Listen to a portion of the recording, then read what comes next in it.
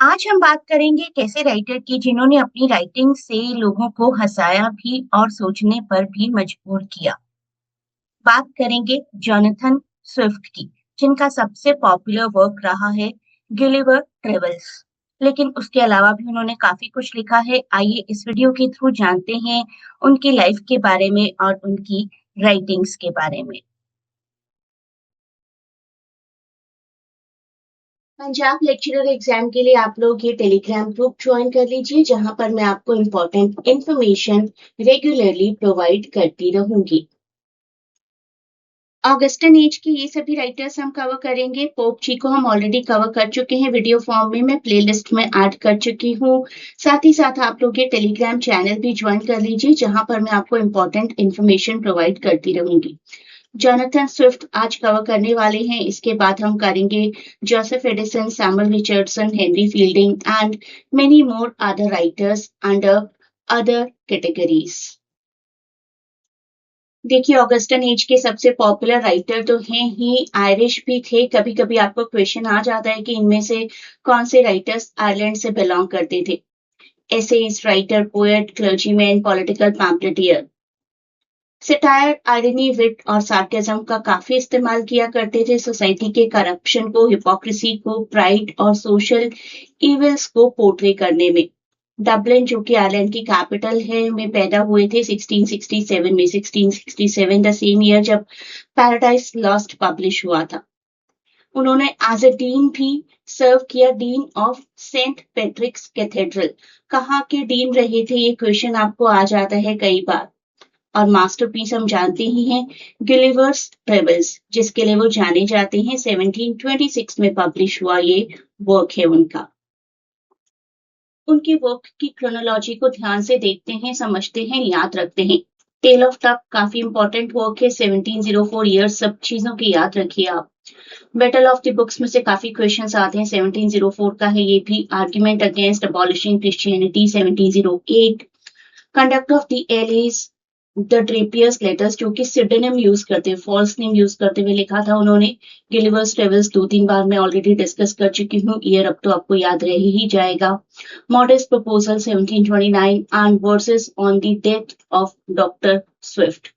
खुद ही लिखा है उन्होंने अपनी डेथ को इमेजिन करते हुए। इसकी ऑथरशिप से रिलेटेड क्वेश्चन भी आता है, बच्चे कंफ्यूज हो जाते हैं कई बार कि on the death of doctor Swift है तो स्विफ्ट ने तो नहीं लिखा होगा। ये वर्क स्विफ्ट जी ने खुद ही लिखा है, ये आप याद रखिएगा। टेल ऑफ टप की बात करते हैं। रिलीजियस सटायर है, 3 भाइयों का इस्तेमाल किया गया है यहाँ पर, पीटर, जैक और मार्टिन का। पीटर कैथोलिक चर्च रिप्रेजेंट करते हैं, जैक प्यूरिटन्स और मार्टिन एंग्लिकन चर्च। कुछ कोट्स हैं जो कि क्रिश्चियन फेथ को रिप्रेजेंट करती हैं। विल है जो कि बाइबल को रिप्रेजेंट करती है। स्विफ्ट एंग्लिकन चर्च को सपोर्ट करते हैं और रिलीजियस एक्सट्रीमिज्म का मजाक उड़ाते हैं। बैटल ऑफ द बुक्स लिखी गई है मॉक स्टाइल में। एक बैटल है बुक्स के बीच में, एंशियंट और मॉडर्न बुक्स के बीच में। सपोर्ट करती है आइडिया कि क्लासिकल राइटर्स, ओल्ड विजडम काफी वैल्यूएबल होती है। सोचिए, एक लाइब्रेरी में बुक्स ही एक दूसरे से लड़ने लगती हैं। स्विफ्ट इस फनी बैटल के थ्रू बताते हैं कि सिर्फ नया होना ग्रेटनेस की गारंटी नहीं है। पुराने क्लासिकल राइटर्स की नॉलेज और विजडम भी काफी वैल्यूएबल होते हैं। एंड में हम लोग एमसीक्यूज भी करेंगे, तो पूरा वीडियो आप लोग ध्यान से देखिएगा। आर्ग्यूमेंट अगेंस्ट अबॉलिशिंग क्रिश्चियनिटी एक आयरनिक ऐसे है जो कि क्रिटिसाइज करता है उन लोगों को जो कि रिलीजन को एक आइडियोलॉजी नहीं, एक फैशन की तरह इस्तेमाल करते हैं। स्विफ्ट की आदत थी उल्टा बोलकर सीधी बात समझाने की। वो दिखाते हैं कि सोसाइटी के लिए रिलीजन सिर्फ एक शो ऑफ बन गया है, ना कि मॉरल वैल्यूज का source. Conduct of the Allies 1711 का एक पॉलिटिकल पैम्पलेट है जो कि ब्रिटेन के रोल को अपोज करता है in the war of Spanish succession. कहते हैं कि हमें बेकार की वॉर्स में उलझने की जगह पीस को सपोर्ट करना चाहिए। इस वर्क में स्विफ्ट गवर्नमेंट की फॉरेन पॉलिसी पर सवाल उठाते हैं। उनका कहना है कि इंग्लैंड अननेसेसरी वॉर में उलझा रहता है, अपना पैसा और अपने रिसोर्सेस अननेसेसरी बर्बाद कर रहा है। ड्रेपियर्स लेटर 1724 यहाँ पर स्विफ्ट जी ने एमबी ड्रेपियर स्यूडोनिम यानी कि फॉल्स नेम अडॉप्ट किया है। अपोज करते हैं inferior British points in Ireland, जो कि उनके पेट्रियोटिज्म का भी एक सिंबोलिज्म है।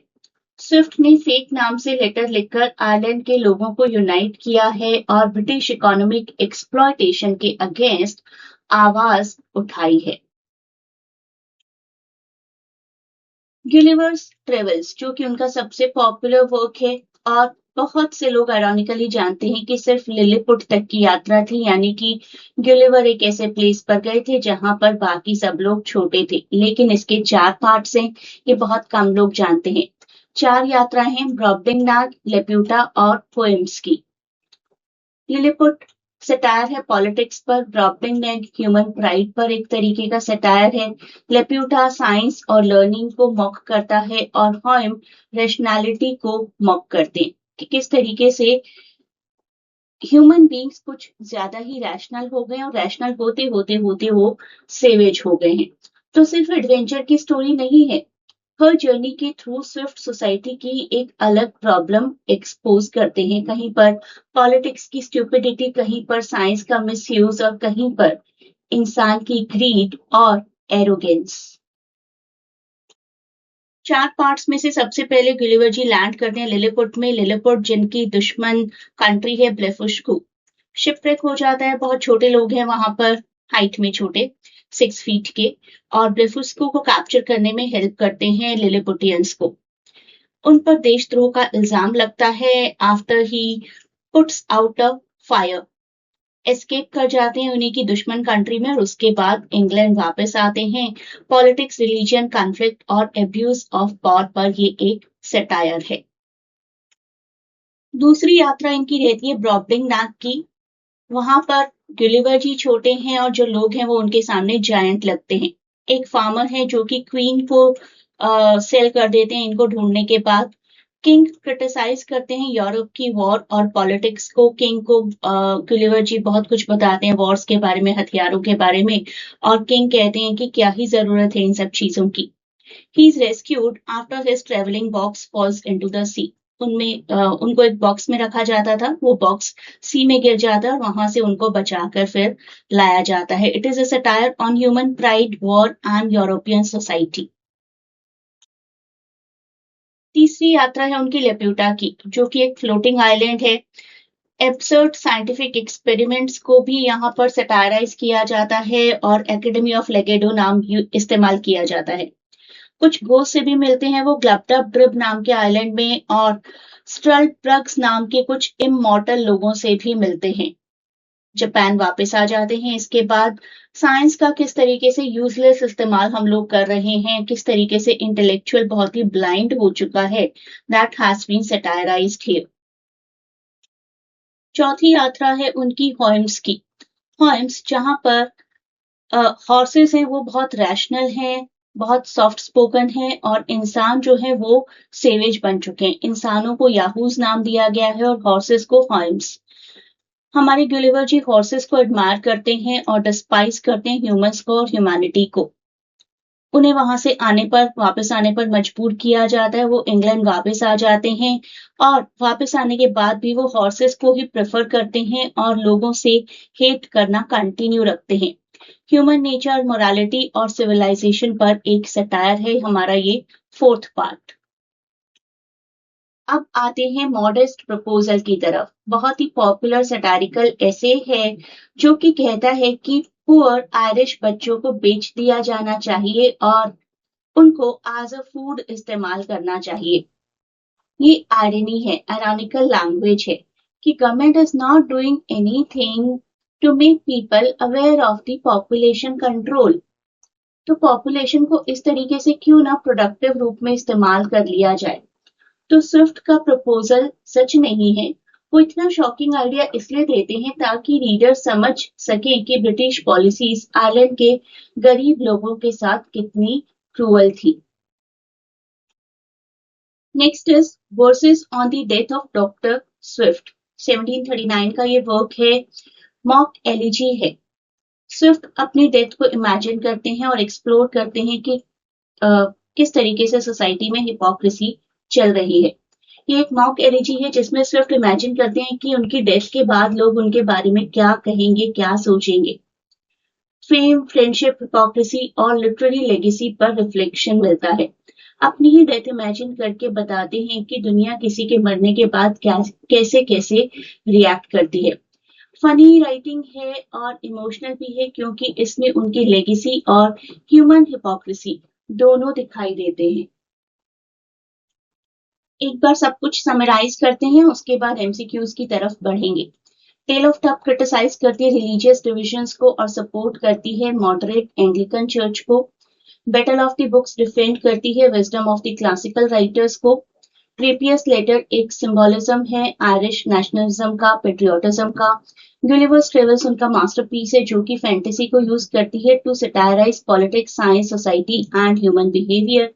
Modest Proposal, finest example है to sustain verbal irony in English literature। किस तरीके से उन्होंने ironical language यूज करके लोगों को population control की importance समझाई है। अब आप मुझे कमेंट्स में इन क्वेश्चंस के आंसर करिए। ये है हमारा क्वेश्चन नंबर 1, मॉडेस्ट प्रपोजल कौन से ईयर में पब्लिश हुआ था।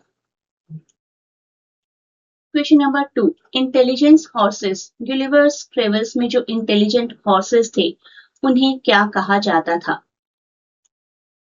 सेवेज ह्यूमन लाइक फीचर्स जो यूज की हैं गुलिवर्स ट्रेवल्स में उन्हें क्या बोला जाता था।